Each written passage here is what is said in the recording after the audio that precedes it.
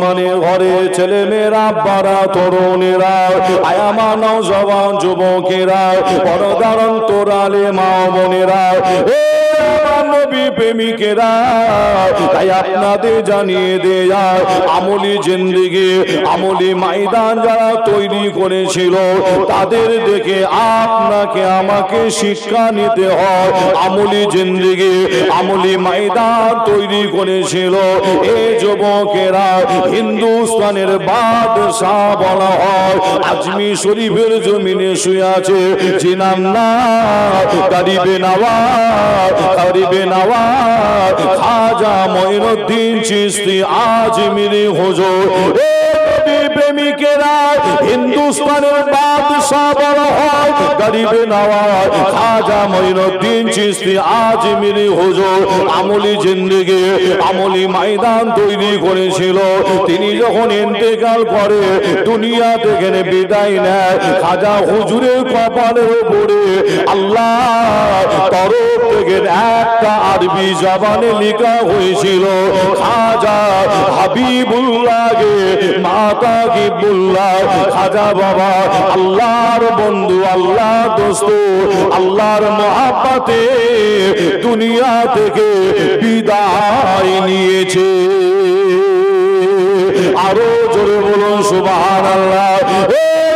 প্রেমিকেরা, আল্লাহর ওলিরা আমলি জিন্দেগি, আমলি ময়দান তৈরি করেছিল হযরতে জুন্নুন মিসরি হুজুর। তিনি এত বড় আল্লাহর ওলি ছিলেন। তিনি যখন ইন্তেকাল করে, ইন্তেকালের পরে দেখতে পাওয়া যায় হুজুরের মুরিদানেরা হুজুরকে কবরে শুইয়ে দিয়ে, মাটি দিয়ে যে যার বাড়ির দিকে ফিরে চলে যাচ্ছে। প্রেমিকেরা, আল্লাহর ওলি জিনার নাম হযরতে জুন্নুন মিসরি হুজুর। কিতাবের মধ্যে পাওয়া যায় হুজুরের কবরে মাটি দিয়ে মুরিদানেরা যে যার বাড়ির দিকে ফিরে চলে যাচ্ছে। কিছু মুরিদানেরা হুজুরের কবরে মাটি দিয়ে বাড়ির দিকে ফিরে যাবে, কর্মস্থান থেকে বার হবে। এমন সময় তাদের মনের মধ্যে হলো, হুজুরকে একা কবরে ছেড়ে রেখে যাব না। হুজুরকে বড্ড মহাব্বত করত, ভালোবাসত। প্রেমিকেরা, ওই সময় ওই সমস্ত মুরিদানেরা হুজুরের কাঁচা কবরের দিকে আবার ঘুরে তাকিয়ে দেখেছিল। হুজুরের কবরের দিকে যখনই ঘুরে তাকিয়ে দেখে, দেখতে পায় হুজুরের কাঁচা কবরটার উপরে আল্লাহ তরফ থেকে একটা আরবি জবানে লেখা হয়েছিল, জুন্নুন হাবিবুল্লাহকে বিনা শৌকে কাতিরুল্লাহ। জুন্নুন আল্লাহর বন্ধু, আল্লাহ দোস্ত, আল্লাহর মহাব্বতে নিজের জানকে কুরবান করে শহীদ হয়ে গেছে। আরো জোরে বলুন সুবহানাল্লাহ। প্রেমিকেরা, খাজা হুজুরের কপালে লেখা হলো, জুন্নুন মিসরি হুজুরের কবরের উপরে লেখা হলো। এটা কিসের ক্ষমতা আপনাদের বলে দেয়া, এটা হলো আমলি ক্ষমতা, আমলি পাওয়ার, আমলি জিন্দেগি, আমলি ময়দান তৈরি করেছিল। প্রেমিকেরা, ইতিহাস খুললে দেখতে পাবে, ইতিহাস শুনলে জানতে পারবে, ইতিহাস পড়লে বুঝতে পারবে। ইতিহাস সাক্ষী দেয় এই ভারতবর্ষের জমিনে, এত বড় ভারতের জমিনে মাথায় টুপি দেনেওয়ালা একজন মুসলমান ছিল না। ইতিহাস সাক্ষী দেয় এত বড় ভারতের জমিনে কলমা পড়েনেওয়ালা একজন মুসলমান ছিল না। আমার আল্লাহ একজন মুসলমানকে আল্লাহ এত বড় ভারতের জমিনে আল্লাহ পাঠিয়েছিল। চিনার নাম ইতিহাসের মধ্যে পাওয়া যায় গরিবে নওয়াজ খাজা মঈনুদ্দিন চিশতি আজমিরি হুজুর। যুবকেরা, আল্লাহ পাক খাজা হুজুরকে এত বড় ভারতের জমিনে আল্লাহ তিনাকে পাঠালেন কোথায়?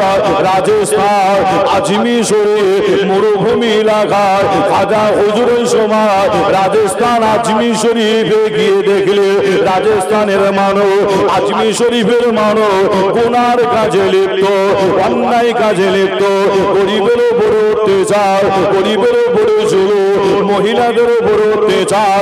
আজমির শরীফের মানুষেরা তারা গুনার মধ্যে ডুবে আছে। আল্লাহর ওলি ওই সময় করেছিল কি জানে, এই ভারতের জমি রাজস্থান আজমির শরীফের জমিনে গিয়ে খাজা হুজুর ওই সমস্ত মানুষগুলোকে অন্যায় থেকে ভালো কাজে আনার জন্য, খোদা থেকে ভালো কাজে আনার জন্য আল্লাহর ওলি ওই সময় রাজস্থান আজমির শরীফের জমিনে কলমা দাওয়াত, ইসলামের দাওয়াতটা দিয়েছিল। এই দাওয়াত দেওয়ার পরে দেখতে পাওয়া যায় কিছু মানুষের মনে রাগ হয়েছিল, এই মুসলমানটাকে ভারতের জমিনে থাকতে দেওয়া হবে না, তাড়িয়ে দিতে হবে। প্রেমিকেরা খাজা হুজুরের জীবনী খুললে দেখতে পাবে আল্লাহর ওলিকে তারা তাড়াতে পারে না। আল্লাহর ওলিকে যখন তাড়াতে পারে না, রাজস্থান আজমির শরীফের জমিনে কিছু মাস্তান তৈরি হয়েছিল, আল্লাহর ওলিকে জানে মারার প্ল্যান করেছিল। খাজা হুজুরের জীবনী সাক্ষী দেয় ওই সময় আল্লাহর ওলি একা একদিকে, সারা ভারতের মানুষ আর একদিকে। আল্লাহর ওলি একটা পশম পর্যন্ত হিলানো ক্ষমতা কারো হয়নি। জোরে হবে না সুবহানাল্লাহ? আর একটু জোরে হবে না? বর্তমান ভারতবর্ষের জমিনে আমরা মুসলমান কতজন যদি হিসাব করা যায়, আল্লাহ কারে সংখ্যায় অনেক বেশি। তখন ছিল একজন। আর বর্তমান সময় শুধু পশ্চিম বাংলাটা যদি হিসাব করা যায়, কয়েক কোটি মুসলমান পশ্চিম বাংলার জমিনে, ঠিক না ভুল? যে কয়েক কোটি। কিন্তু আপনাদের বলে যায় আগামী কাল যদি কেন্দ্র সরকার যদি ঘোষণা করে, কেন্দ্র সরকার যদি ঘোষণা করে যে এনআরসি ফাইনাল ডিসিশন, এনআরসি হচ্ছে, এনআরসি হবে। নাম শুনেন না মনে হয় এনআরসি? না, নাম শুনেছেন আপনারা? চাপা আছে, তাই তো নাকি? এনআরসি ব্যাপারটা কোন চাপা আছে। মনে রাখবেন যে খুব তাড়াতাড়ি কিন্তু ফের শুরু হবে। একটার পর একটা লক্ষ্য করে দেখুন, তালাক সেখানে কেন্দ্র সরকার হাত দিয়েছে। আজকে আমাদের বলতে বাধ্য যে তালাক সেখানেও হাত দিয়েছে, ওয়াকফ সম্পত্তি সেখানেও তারা হাত দিয়েছে, তাই না? ওয়াকফ এমন একটা সম্পত্তি, ওয়াকফ আপনারা ভালোই জানেন যে প্রায় ওলামা হযরতদের জবান থেকে আপনারা শুনছেন ওয়াকফ বিষয়। আপনারা বিভিন্ন প্রতিবাদে গেছেন, সমাজে বেসে গেছেন, আন্দোলনে আপনারা নেমেছেন, বিভিন্ন জায়গায় আপনাদের বসিরহাট এলাকায় বিভিন্ন জায়গায় প্রতিবাদ হয়েছে ওয়াকফকে কেন্দ্র করে। যে আপনারা জানেন আমরা ফুরফুরা দরবার শরীফ থেকে আমরা আপনার সমাবেশ, আন্দোলন, প্রতিবাদ আমরাও করছি এবং আমরা আইন অনুযায়ী আমরা ব্যবস্থা নিচ্ছি। সুপ্রিম কোর্টে আমরা কেসও করেছি, একটা নয়, পশ্চিম বাংলা থেকে অনেক অনেক কেস করা হয়েছে, আপনারাও এটাও জানেন। কিন্তু আপনাদের বলে যায় যে আপনার এই ওয়াকফ বর্তমান সময় এমন একটা বিষয়, আপনারা জানেন এই কঠিন একটা বিল, ওয়াকফ বিলকে বলা হয় কঠিন একটা বিল। অনেক আলোচনা আপনারা শুনেছেন। আমি যদি অল্প সময়ের জন্য আপনাদের কাছে 2 মিনিট বলি, নিশ্চয়ই আশা করছি আপনাদের অসুবিধা হবে না, বুঝতে অসুবিধা হবে না। এই বিল এমন একটা বিল, আপনার গ্রামে, আপনার পাড়ায় আল্লাহর ঘর মসজিদ আছে, থাকবে।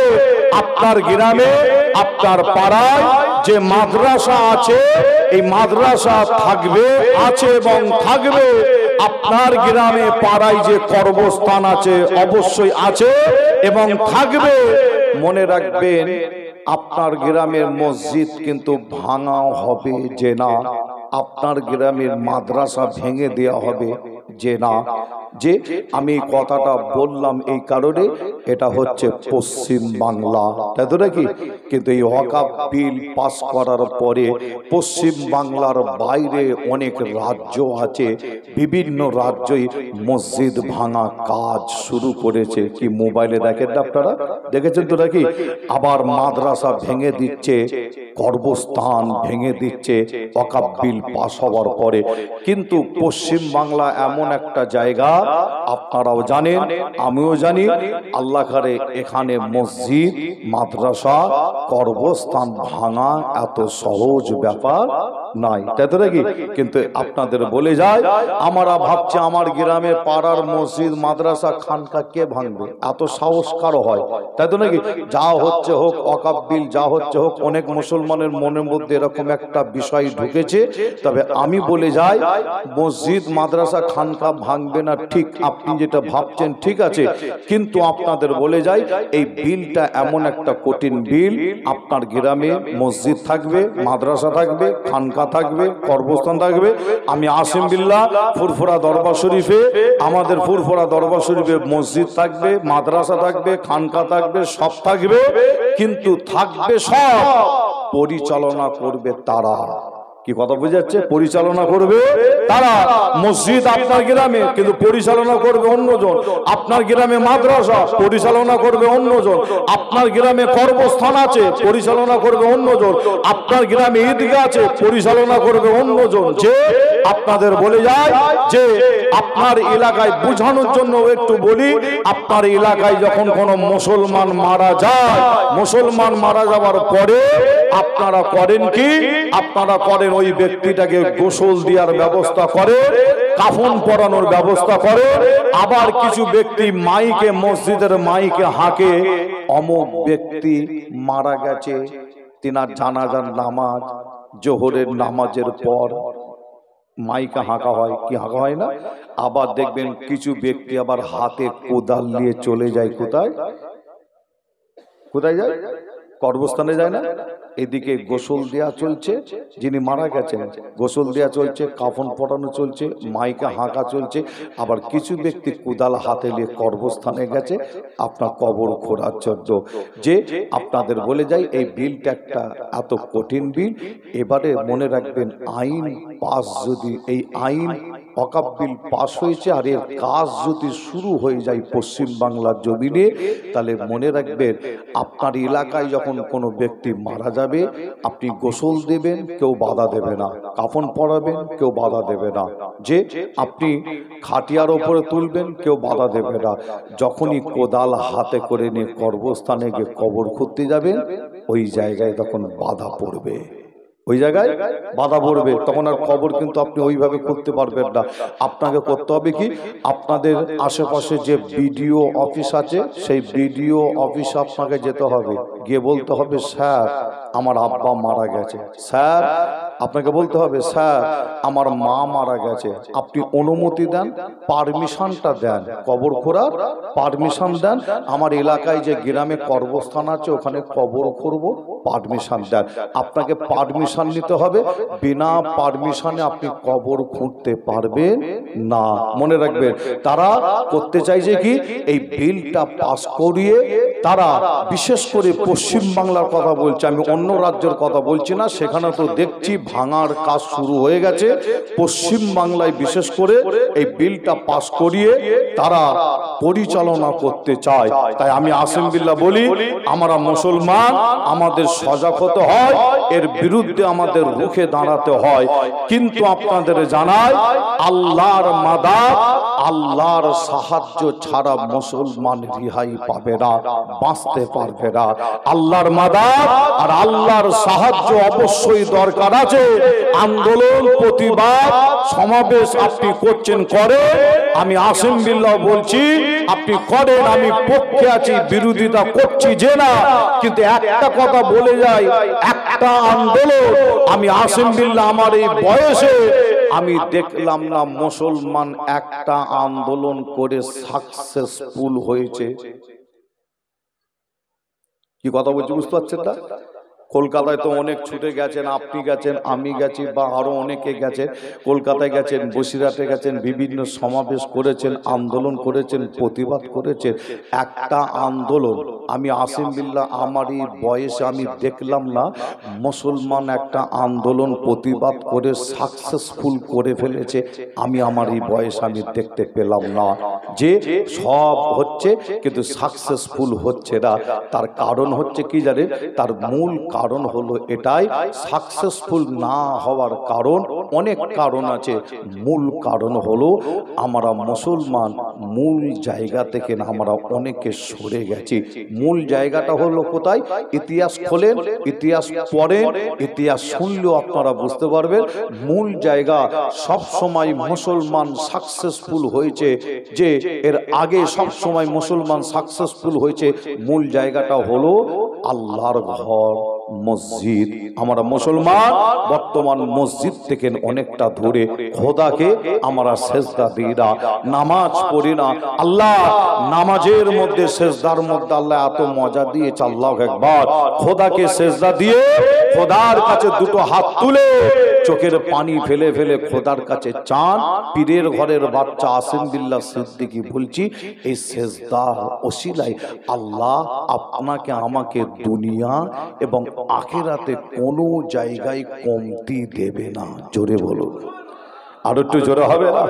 মুসলমানের ঘরে ছেলে মেয়েরা, বারা তরুণেরা, আমার নওজওয়ান যুবকেরা, পর্দার অন্তরালে মা বোনেরা, আমার নবী প্রেমিকেরা, তাই আপনাদের কাছে আমি একটা হাদিস শরীফের নাম বলে যাই। কোরআন শরীফের পরে যার স্থান, নাম হলো বুখারী শরীফ। এই যুবকেরা, আমার মুরব্বী চাচা জানেরা, এই বুখারী শরীফটা খুললে আপনি দেখতে পাবেন আল্লাহ সিজদার মধ্যে আল্লাহ কতটা মজা দিয়েছে। এই যুবকেরা, বুখারী শরীফ প্রমাণ দেয়। বুখারী শরীফ খুললে দেখতে পাবে একটা ময়দানের নাম পাবে, একটা জমিনের নাম পাবে। ওই জমিনটার নাম বদরের ময়দান বলা হয়, বদরের জমিন বলা হয়। ওই বদরের ময়দান এমন একটা ময়দান, ওই ময়দানে একটা যুদ্ধ হয়েছিল, লড়াই হয়েছিল। যুদ্ধটা ছিল ইসলামকে জিন্দা করার জন্য, কোরআনকে জিন্দা করার জন্য, দ্বীনকে জিন্দা করার জন্য, শরিয়াতকে জিন্দা করার জন্য।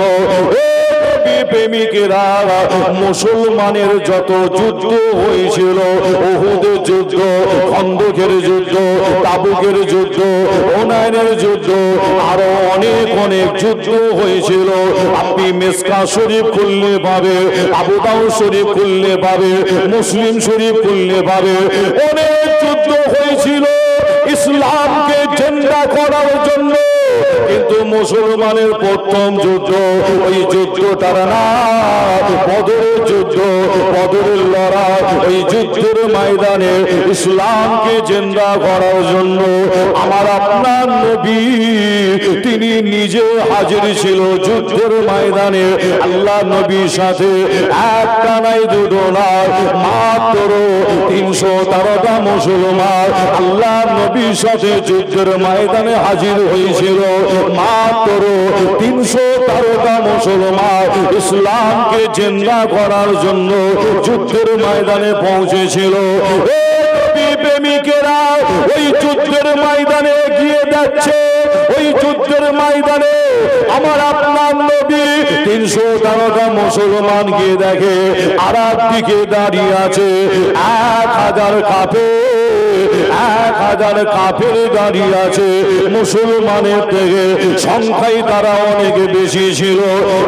1000 কাফের, 1000 কাফের, তাদের চিন্তা ভাবনা ইসলামকে মিটিয়ে দিয়া, কোরআনকে মিটিয়ে দিয়া, দ্বীনকে মিটিয়ে দিয়া, শরিয়াতকে মিটিয়ে দিয়া, 313টা মুসলমানকে মেরে শেষ করে দিয়া।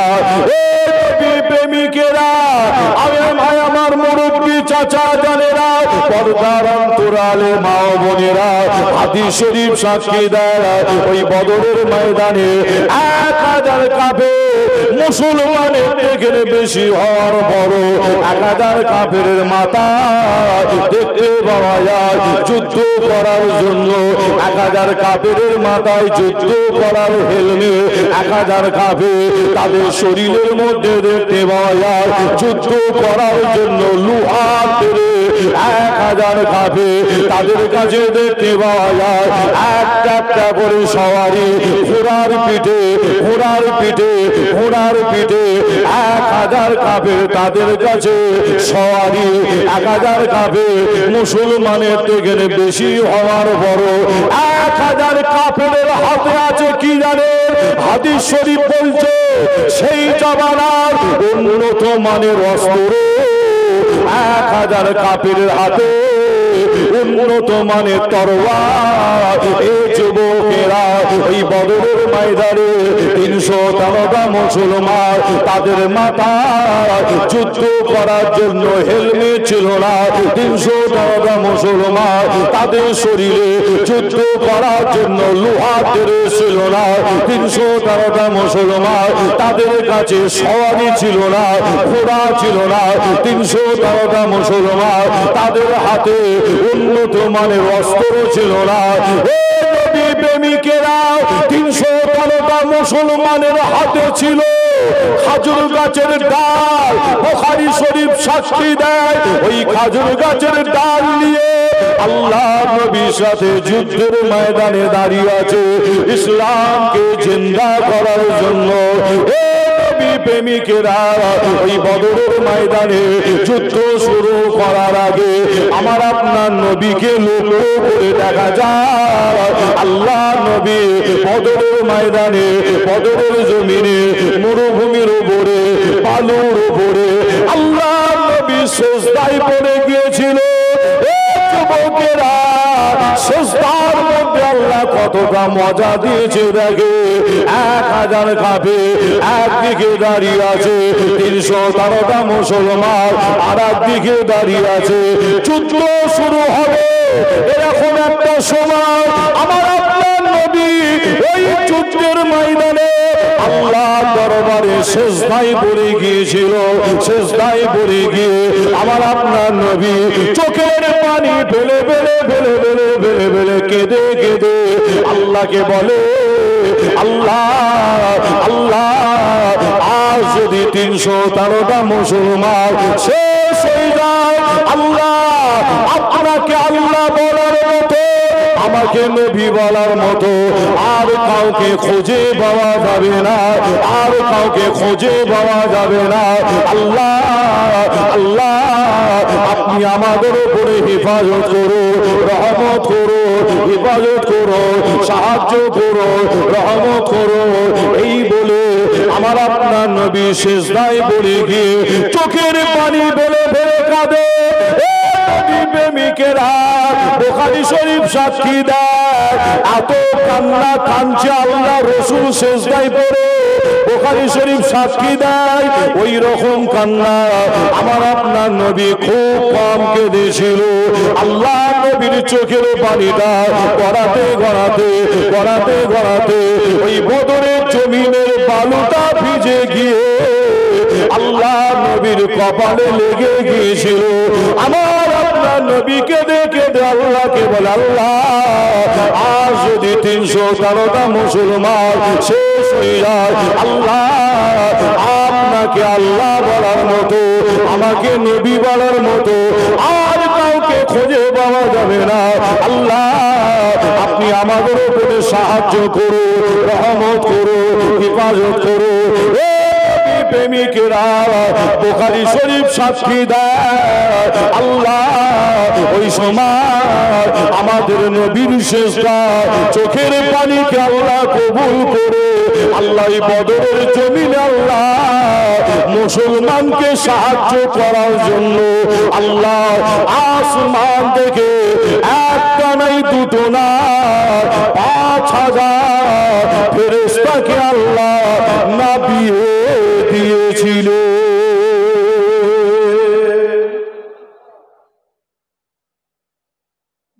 না সুবহানাল্লাহ? আর একটু জোরে হবে না? ফেরেশতা পাঠাচ্ছে আল্লাহ, যুদ্ধ করবে ফেরেশতা। তো আল্লাহু আকবার, ফেরেশতা তো যুদ্ধ করবে।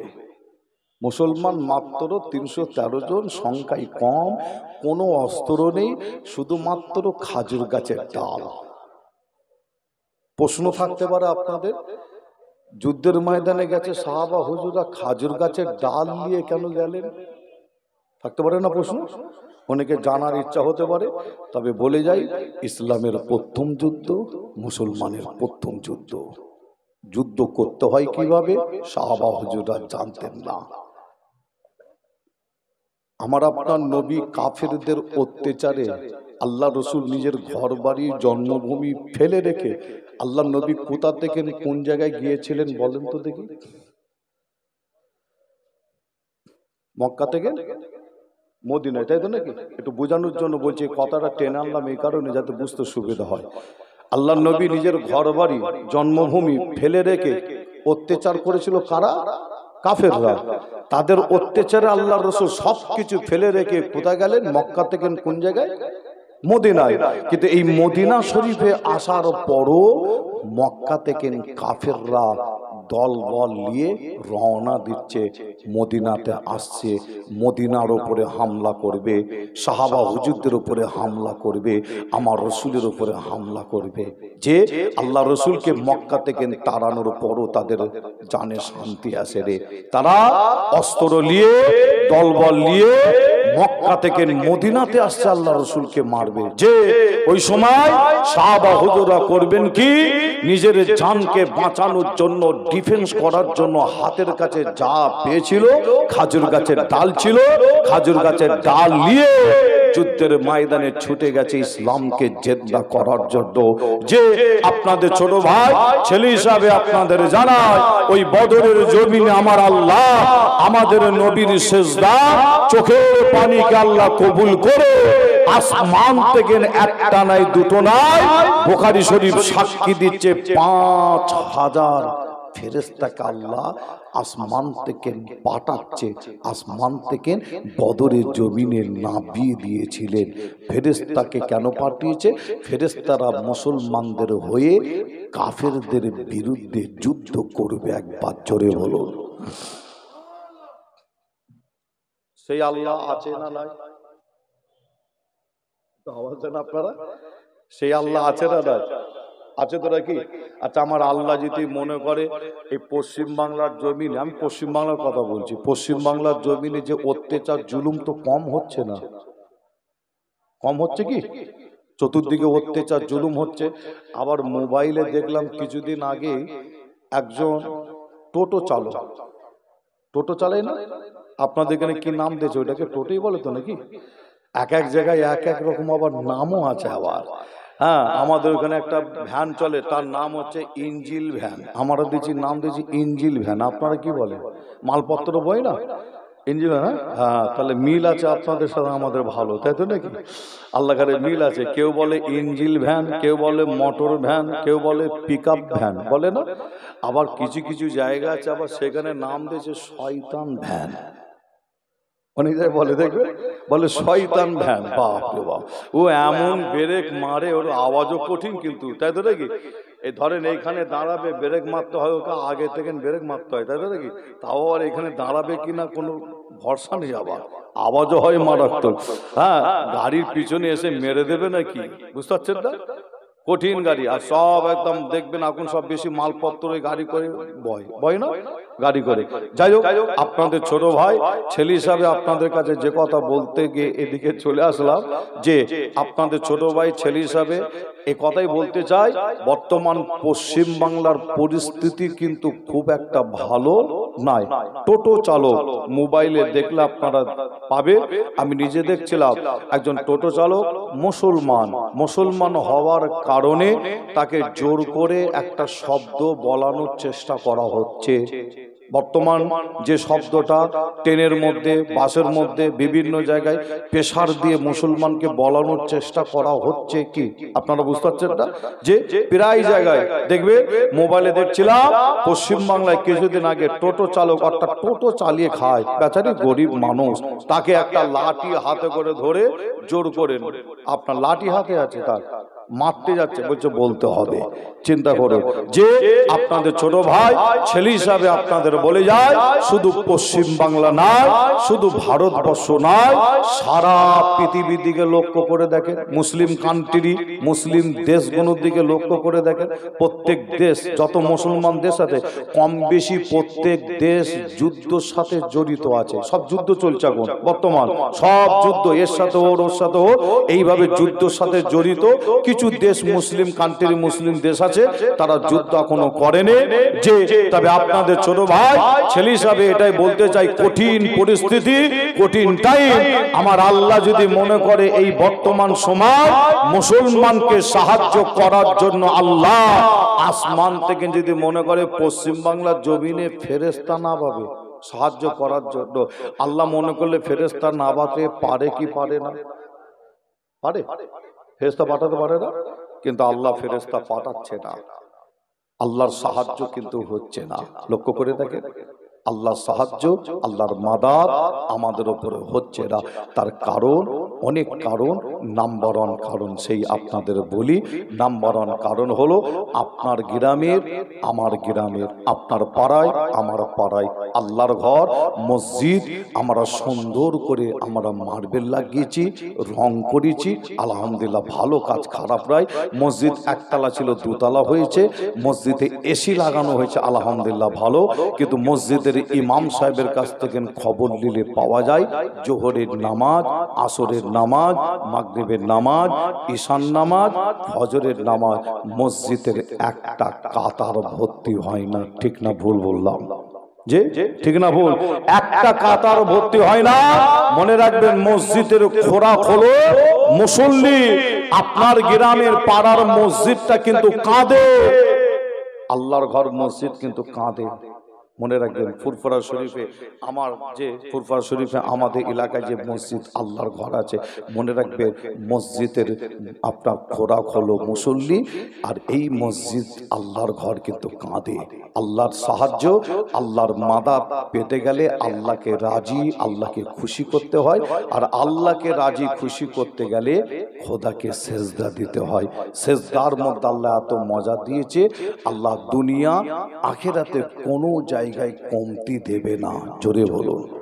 আরো জোরে হবে না মুসলমানের ঘরে ছেলে মেয়েরা বাড়া তরুণেরা আয়ামা নওজওয়ান যুবকেরা পর্দার অন্তরালে মা বোনেরা আমার নবী প্রেমিকেরা তাই আপনাদের জানিয়ে দিয়ে যায় আলোচনা করতে করতে একটু দূরে চলে এলাম আলোচনা করছিলাম আল্লাহকে রাজি আল্লাহকে খুশি করেছিল গরিবে নওয়াজ খাজা মঈনুদ্দিন চিশতি আজমিরি হুজুর এ যুবকেরা ইতিহাস সাক্ষী দেয় ইতিহাস পড়লে জানতে পারবে ইতিহাস শুনলেও জানতে পারবে ইতিহাস সাক্ষী দেয় খাজা হুজুরকে ভারত থেকে তাড়াতে পারে না খাজা হুজুরকে জানে মারতে পারে না প্রেমিকেরা ওই সময় রাজস্থান আজমি শরীফের জমিনে একটা বড় টপ র্যাঙ্কে মাস্তান তৈরি হয়েছিল যার নাম শুনলে ওই সময় রাজস্থানের মানুষ ভয়ে পেরেশান হয়ে যেত আজমি শরীফের মানুষ ভয়ে পেরেশান হয়ে যেত প্রেমিকেরা আল্লাহর ওলি গরিবে নওয়াজ খাজা মঈনুদ্দিন চিশতি আজমিরি হুজুরকে জানে মারার জন্য রাজস্থান আজমি শরীফের জমিনে টপ র্যাঙ্কের একটা মাস্তান তৈরি হয়েছিল যার নাম খাজা হুজুরের জীবনের মধ্যে পাওয়া যায় যার নাম যোগী জয়পাল যোগী জয়পাল ওই যোগী জয়পাল একটা বড় জাদুঘর ছিল যার উপরে জাদু করতো বাঁচার আশা থাকতো না, কঠিন জাদুঘর। আল্লাহর ওলি খাজা হুজুরকে মারার জন্য ওই যোগী যাইবার শেষ পর্যন্ত একটা প্ল্যান করেছিল। ওই প্ল্যানটা হলো কি জানে, একটা পাথরে জাদু করতে লাগে যোগী যাইবার আল্লাহর ওলিকে জানে মারার জন্য। একটা পাথরে জাদু করতে লাগে, ওই পাথরটা ছোট্ট একটা পাথর চেনা, বিশাল বড় পাথর, এত বড় পাথর যোগী যাইবার ওই বিশাল বড় পাথরে জাদু করে।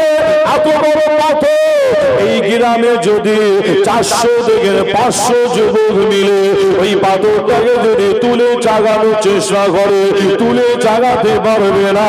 এত বড় পাথর যোগী যাইবার বিশাল বড় পাথরে জাদু করে আল্লাহর ওলিকে জানে মারার জন্য। বিশাল বড় পাথরে জাদু করে জাদু করে জাদু করে ওই বিশাল বড় পাথরটা আল্লাহর ওলির দিকে ছুড়ে দিয়েছিল। বিশাল বড় পাথরটা জাদু দ্বারা উড়ে উড়ে উড়ে উড়ে আসে আল্লাহর ওলির মাথায় পড়ে যাবে, খাজা হুজুরের ঘাড়ে পড়ে যাবে, খাজা হুজুর মারা যাবে, ওদের মনটা খুশি হয়ে যাবে।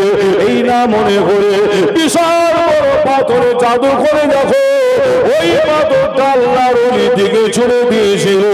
আল্লাহর ওলি ওই সময় করেছিল কি জানে, মোকাবেলা করেছিল।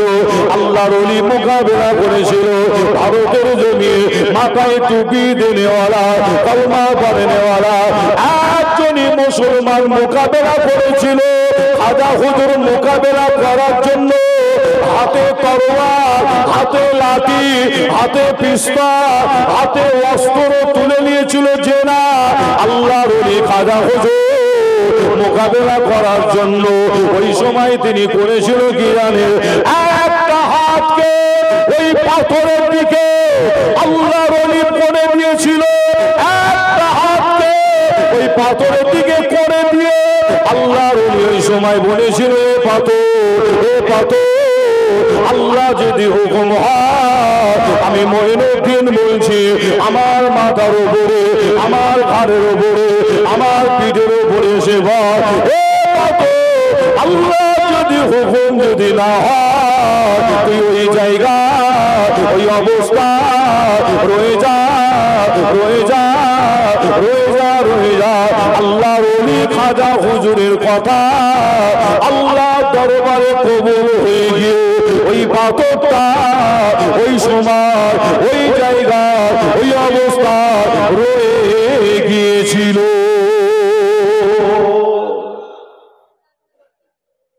জোরে হবে না সুবহানাল্লাহ? বলেন আজও পর্যন্ত সেই পাথর আছে না নাই? আছে। খাজা হুজুরের জীবনী খুলবেন, জীবনীর মধ্যে ঘটনা আপনি পাবেন। আর যদি মনে করেন নিজের চামড়ার চোখে দেখবো সেই পাথরটা, জীবনীতে তো আছেই, পড়লে বুঝতে পারবে। আবার যদি কেউ মনে করে নিজের চামড়ার চোখে পাথরটা দেখবো, আজও পর্যন্ত আছে। অনেকে আপনারা দেখেছেন, আবার অনেকে দেখেননি। পাথরটা দেখার জন্য করতে হয় খাজা হুজুর আল্লাহর ওলির মাজারে যাবেন, জিয়ারত করবেন, জিয়ারত করে মাজারের চাতানের বাইরে বার হবেন। ওখান থেকে ওপর দিকে তাকালে দেখবেন একটা বিশাল বড় পাহাড়, পাহাড়টার নাম তারাগড় পাহাড়। ওর ওপরে উঠতে হয় পাথরটা দেখার জন্য। পাহাড়টার নাম হলো তারাগড় পাহাড়। আল্লাহর ওলির মাজার জিয়ারত করবেন, জিয়ারত করে তারপরে ওখান থেকে দেখলেও কিন্তু দেখতে পাওয়া যায়, পাহাড়টা দেখতে পাওয়া যায়, পাথরটা চেনা। আল্লাহর ওলিদের মাজার জিয়ারত করেন তো নাকি আপনারা? কি করেন না আপনারা? আল্লাহর ওলিদের মাজার অবশ্যই জিয়ারত করবেন। জিয়ারতের কথা যখন বলেছি একটু আপনাদের বলে যায়, অবশ্যই আল্লাহর ওলিদের মাজার জিয়ারত করবেন। বিশেষ করে আপনার আব্বা আপনার মায়ের কবরটা জিয়ারত করবেন। জুম্মার দিন, শুক্রবার কি বৃহস্পতিবারে একদিন জিয়ারত করুন। যে কেন বলে যাচ্ছি, আমার মতন পীরজাদা ইমাম সাহেব, মৌলানা সাহেব, মুফতি সাহেব, হাফেজ সাহেব আপনার আব্বা আপনার মায়ের কবর জিয়ারত যদি নিয়ে গিয়ে করান, আমাদের নিয়ে গিয়ে যদি করান, ভালো। খারাপ বলছি যে না, ভালো। কিন্তু আপনাদের বলে যাই, আমাদের দোয়া আল্লাহর দরবারে কত তাড়াতাড়ি কবুল হবে এর কিন্তু গ্যারান্টি নেই। কবুল হবে না এটা বলছি না, যে কত তাড়াতাড়ি কবুল হবে এর কিন্তু গ্যারান্টি নেই। তবে এতটুকুন বলে যাই, সন্তান হিসাবে আপনি আপনার আব্বা মায়ের কবরের ধারে গিয়ে দাঁড়িয়ে যা কিছু জানেন তেলাওয়াত করে আল্লাহর দরবারে দুটো হাত যদি তুলে দেন, আপনি তুলে দিয়ে আল্লাহর দরবারে হাত তুলে দিয়ে চোখের পানি ফেলে ফেলে কেঁদে কেঁদে যদি দোয়া চান, আল্লাহ আমার আব্বা এই কবরে শুয়ে আছে, আল্লাহ আমার মা এই কবরে শুয়ে আছে, আল্লাহ আমার আব্বা আমার মা যদি কোনো ভুল করে যায়, গুনাহ করে যায়, আল্লাহ আপনি মাফ করে দিন, ক্ষমা করে দিন। এইভাবে আপনি সন্তান, আপনি ছেলে যদি এইভাবে দোয়া চান, বলা হচ্ছে সন্তানের দোয়া আল্লাহর দরবারে কত তাড়াতাড়ি কবুল হয় জানেন? উদাহরণ দিয়ে বলা হচ্ছে, কারেন্টের বোর্ডে সুইচ মারলে আলো জ্বলতে যতটা সময় লাগে, তার থেকে কোনো তাড়াতাড়ি সন্তানের দোয়া আল্লাহর দরবারে কবুল হয়ে যায়। জোরে বলবেন না? আর একটু জোরে হবে না? যে অবশ্যই কবর জিয়ারত করবে, আল্লাহর ওলিদের মাজার জিয়ারত করবে, কিন্তু সিস্টেম নিয়ম অনুযায়ী। সিস্টেম নিয়মের বাইরে, তার মানে মাজারে ফুল দেওয়া যাবে, চাদর দেওয়া যাবে, মাজারে সেজদা দেওয়া যাবে। সেজদা আমরা দেবো কাকে? কাকে চাইবো? কার কাছে বলবো? কাকে বলবো? আল্লাহকে। চাইবো আল্লাহর কাছে, সেজদা দেবো আল্লাহকে। অনেকে গিয়ে মাজারে গিয়ে আবার চাই, কি বলে? বলে আমার একটা সন্তান নেই, একটা সন্তান আপনি দেন। খাজা হুজুর একটা সন্তান দেন, দাদা হুজুর একটা সন্তান দেন, আল্লামা রুহুল আমিন সাহেব হুজুর একটা সন্তান দেন, বলে না? পানি গোবরা হুজুর একটা সন্তান দেন।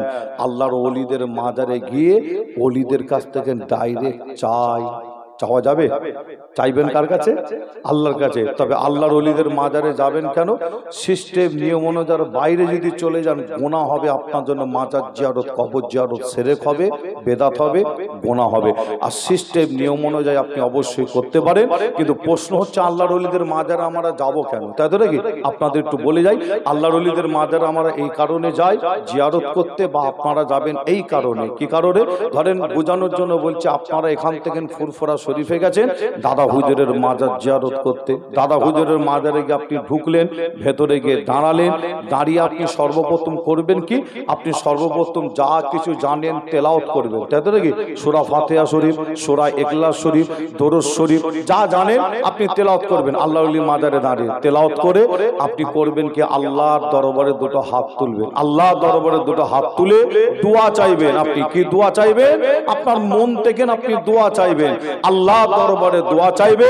আর এই দোয়া চাইতে চাইতে চাইতে চাইতে আল্লাহ দরবারে আপনি দুটো হাত তুলে বলবেন, আল্লাহ আপনার ওলি বান্দা, আল্লাহ আপনি যাকে জামানার মুজাদ্দিদ করেছেন, আপনার ওলি বান্দা মুজাদ্দিদুজ জামান দাদা হুজুরের মাজারে এসে আল্লাহ আপনার কাছে দুটো হাত তুলেছে। আল্লাহ আল্লাহ পাক এই মুজাদ্দিদুজ জামান দাদা হুজুরের ওসিলায় কি বলবেন? আল্লাহ আপনার এই মুজাদ্দিদুজ জামান দাদা হুজুরের ওসিলায় আল্লাহ আপনি আমার এই দোয়াগুলোকে কবুল করুন, কবুল করুন, কবুল করুন। যখনই আপনি ওসিলা দিয়ে যখনই দোয়া চাইবেন ওলি বান্দার, আল্লাহ ওই সময় থাকতে পারে না। ওই ওলি বান্দার ওসিলায় আমার আপনার মতন গুনাহগারের হাতকে আল্লাহ তখন কবুল করেন। জোরে হবে না? সুবহানাল্লাহ। আর একটু জোরে হবে না? তাহলে ওলি বান্দার মাজারে বা ওলি বান্দাদের কবরে বা ওলি বান্দাদের মাজারে আমরা যাব কেন? ওসিলা কি? আল্লাহ দরবারে দোয়া চাইবে যখন, তিনার ওসিলা দিয়ে দোয়া চাইলে আল্লাহ পাক সেই ওলি বান্দার ওসিলায় আমার আপনার মতন গুনাহগারের হাতকে আল্লাহ কবুল করেন। জোরে হবে না? আর একটু জোরে হবে না? এখানে আবার অনেকে আবার জানি না, কেউ বলবেন কিনা যে ওসিলা আবার কি? ওসিলা আবার কি? শরিয়াত ইসলামে কোনো ওসিলা বলে কোনো জিনিস আছে নাকি?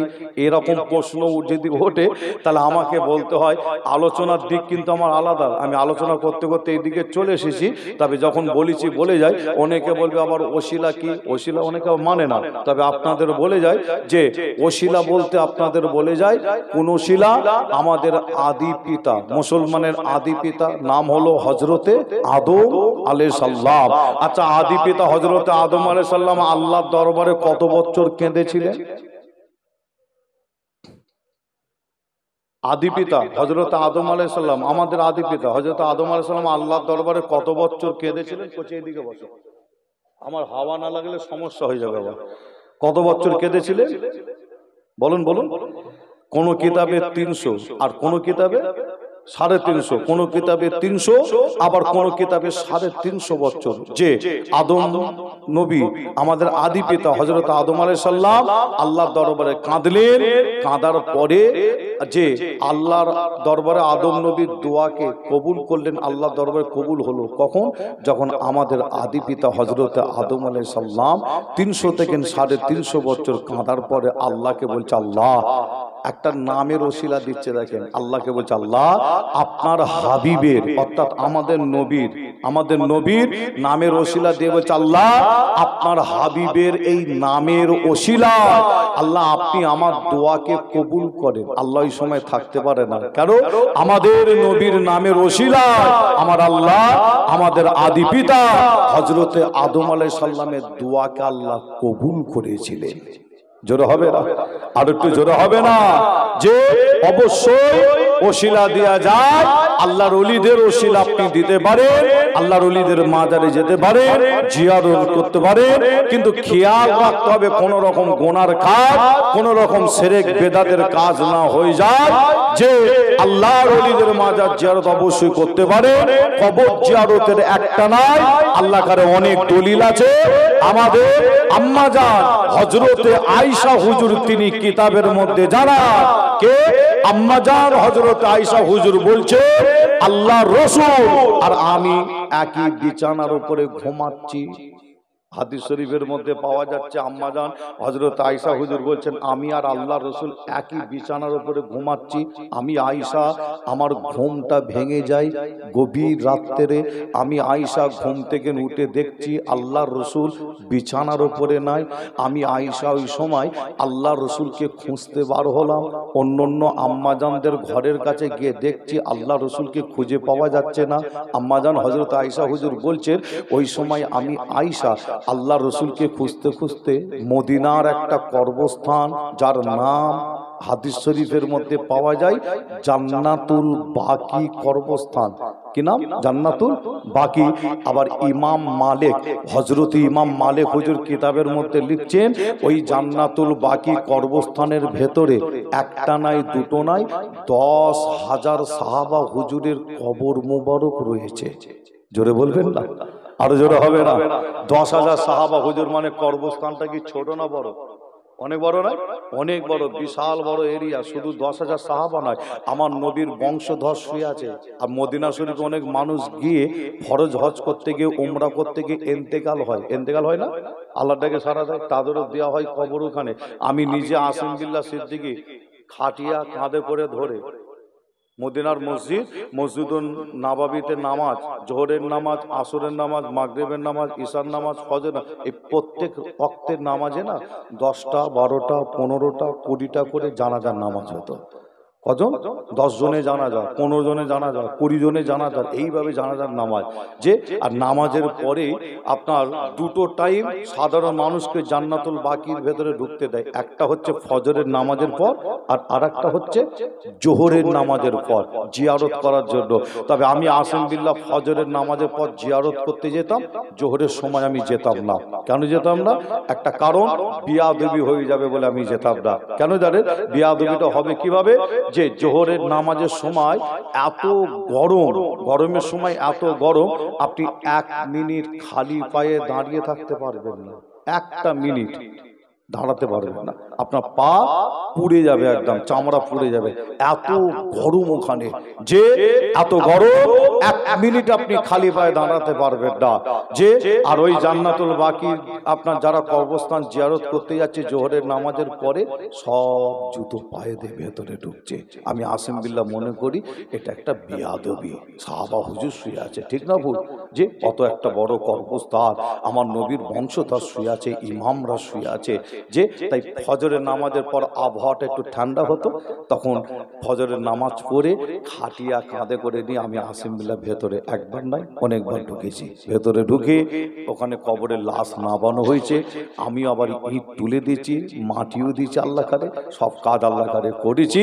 তবে আপনাদের জানাই, হযরতে ইমাম মালিক হুজুর তিনি কিতাবের মধ্যে জানান, ওই জান্নাতুল বাকি কবরস্থানে একটা নয় দুটো নয় 10,000 সাহাবা হুজুরের কবর মুবারক রয়েছে। একবার জোরে বলুন সুবহানাল্লাহ, আরো জোরে হবে না? আর আম্মা জান হযরত আয়েশা হুজুর বলছেন কি, আল্লাহর রাসূল মাঝে মধ্যে প্রায় গভীর রাত্রে আমার আপনার নবী গভীর রাত্রে উঠে জান্নাতুল বাকি কবরস্থানের ধারে গিয়ে নবী আমার দাঁড়িয়ে কিছু তেলাওয়াত করতেন, করে নবী আমার কবর জিয়ারত করে জান্নাতুল বাকি কবরস্থানে যে সমস্ত কবরবাসী শুয়ে আছে তাদের জন্য নবী আমার দুটো হাত তুলে দোয়া চাইতেন। জোরে বলুন, আরো জোরে হবে না? আর একটু জোরে হবে না? তাহলে কবর জিয়ারত আমার আপনার নবী করেছিলেন, আমাদের করতে অসুবিধা আছে? অসুবিধা আছে কি? অসুবিধা আছে কি? বলে অসুবিধা নাই, রসুল করেছেন আমারও করব। কিন্তু বলে যাই, আমার রসুল কিন্তু কবরে গিয়ে কিন্তু সেজদা করে না। অনেক মুসলমান করে না? করে তো নাকি? আমার রসুল কিন্তু কোনো কবরে গিয়ে ফুল দেয়নি, চাদর দেয়নি। অনেকে করে, চলবে না, এগুলো গুনাহ, এগুলো হলো গুনার কাজ, চলবে না। এগুলো থেকে আপনাকে আমাকে সাবধানে থাকতে হবে। কবরবাসীর কাছে যাওয়া হয়, আল্লাহ দরবারে দোয়া চাওয়া হয়, কবরবাসীর জন্য দোয়া হয়, আমাদের জন্য দোয়া হয়। আল্লাহ আমাদের সকলকে সঠিক বুঝ দান করেন। জোরে বলুন আল্লাহুম্মা আমিন। একবার দরুদ শরীফ, আল্লাহুম্মা সাল্লি আলা।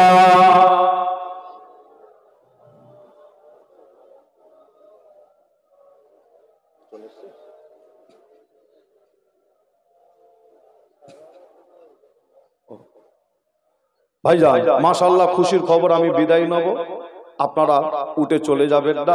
আল্লাহ কারে আর কিছুক্ষণ হবে, তাই তো নাকি? খুব বেশিক্ষণ হবে কি? কত রাত অবধি হয় জলসা? সারা রাত হয় না, তাই তো নাকি?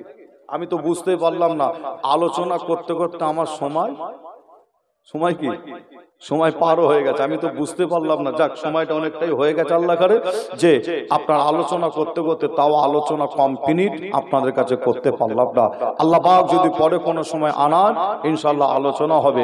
একবার দরুদ শরীফ, আল্লাহুম্মা সাল্লি আলা।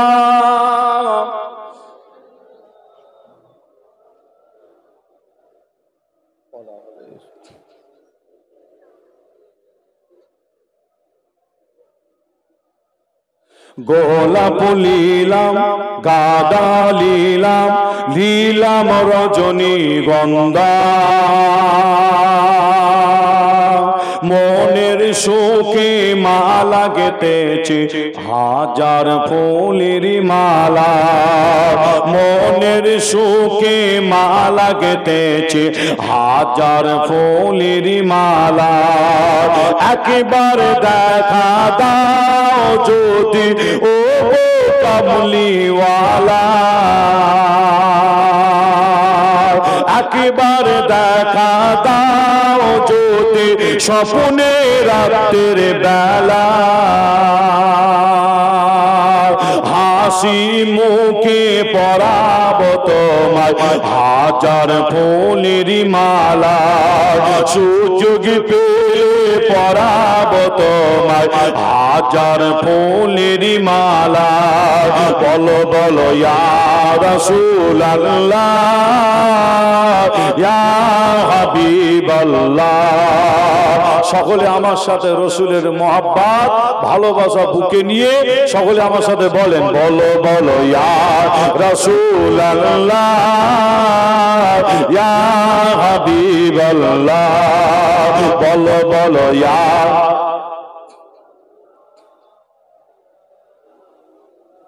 সাদা ফুলকে প্রশ্ন করি রংটি কোথায় পেলে, নবীজির দাঁত মোবারক সাদা ছিল বলে। জোরে হবে না সুবহানাল্লাহ? আর একটু জোরে হবে না? আর একটু জোরে হবে না? সাদা ফুলকে প্রশ্ন করি রংটি কোথায় পেলে? নবীজির ওই দাঁত মোবারক সাদা ছিল বলে, তাই সাদা ফুলকে তুলে তুলে গেঁথে রাখলাম মালা। হাসি মুখে পরাব তোমার হাজার ফুলের মালা, সুযোগ পেলে পরাব তোমার হাজার ফুলের মালা। বলো বলো ইয়া রাসূলুল্লাহ ইয়া হাবিবাল্লাহ, আরো জোরে বলো বলো ইয়া।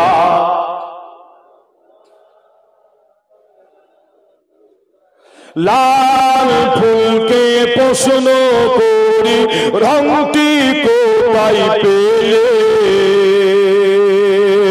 নবীজির ওই খুন মুবারক লাল ছিল বলে। জোরে হবে না সুবহানাল্লাহ? আর একটু জোরে হবে না? নারে তাকবীর, নারে তাকবীর, নারে তাকবীর। লাল ফুলকে প্রশ্ন করি রংটি কোথায় পেলে?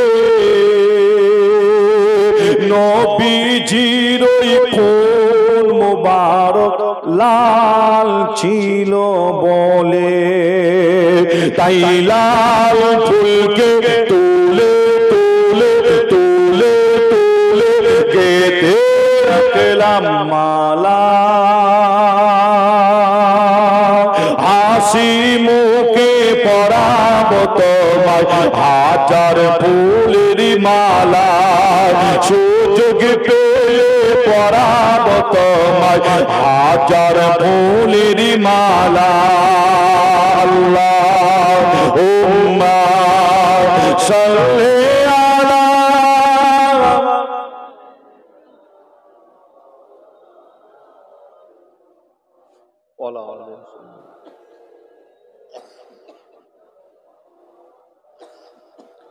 আমার দিনদার ইমানদার নেককার আল্লাহওয়ালা ভাইজানেরা, জওয়ান যুবকেরা, পদ্মার অন্তরের আড়ালে অবস্থিত আমার মা ও বোনেরা, মাশাআল্লাহ খুশির খবর আল্লাহ করে মুফতি সাহেব হুজুর আপনাদের কাছের মানুষ, মহব্বতের মানুষ, ভালোবাসার মানুষ, আল্লাহ করে তিনি এসে হাজির হয়েছেন। অল্প সময়ের মধ্যে তিনি আসবেন, এসে দু চার কথা বলবেন, আপনার আখিরি দোয়া মোনাজাত করবেন। আমি আপনাদের কাছ থেকে বিদায় নেওয়ার আগে দাদা পীরের ঘরের বাচ্চা হিসাবে আপনাদের কাছে এসেছি।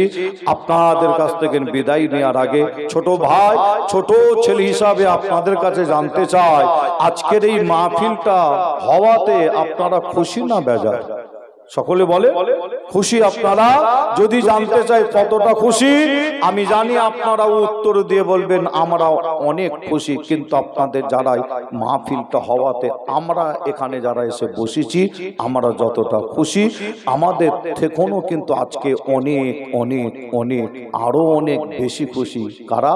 আপনার আব্বা, আপনার আম্মা, আপনার নানা নানি, আপনার দাদু দাদি, আপনার ভাই, আপনার বোন, আপনার আত্মীয় স্বজন, আল্লাহটাকে যারা সারা দিয়ে কবরবাসী হয়ে গেছে, তারা আজকে মাহফিলটা হওয়াতে তারা আমাদের থেকেও অনেক অনেক বেশি খুশি। একবার জোরে বলুন সুবহানাল্লাহ।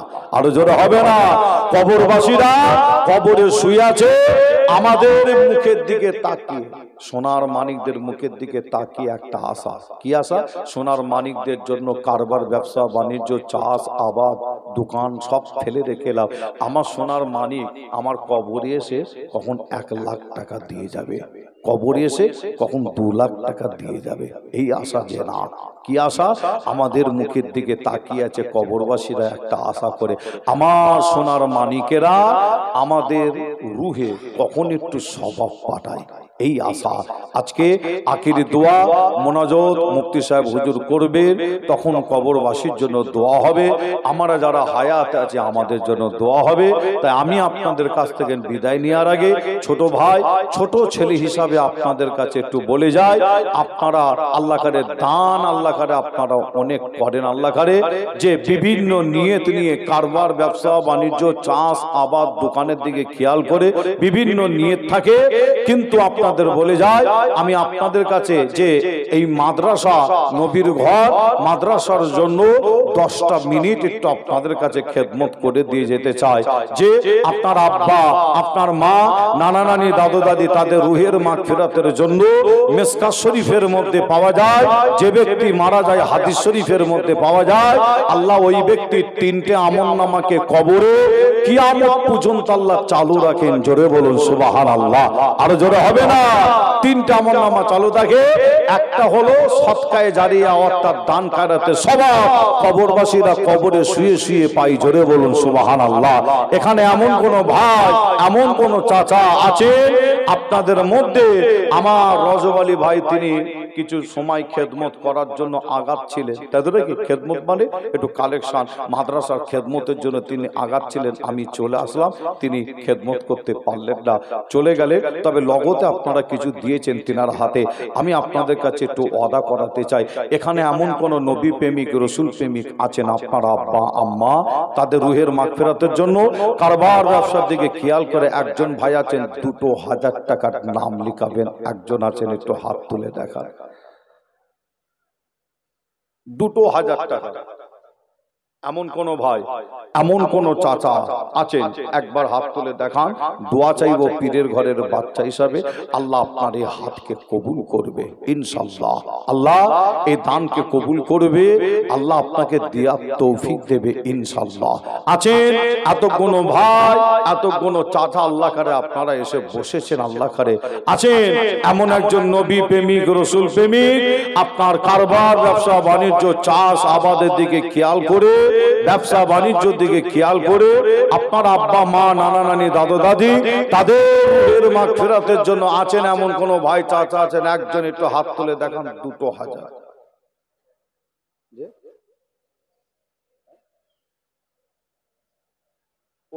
ও একটু তাকবীর দেন, নারে তাকবীর, নারে তাকবীর, নারে তাকবীর, একটু সকলে উঠে দাঁড়িয়ে যান, সম্মান দেন, নারে তাকবীর, নারে তাকবীর। আমাদের সকলের মুফতি সাহেব হুজুর, আমাদের সকলের মুফতি সাহেব হুজুর মক্কা শরীফ, মদিনা শরীফ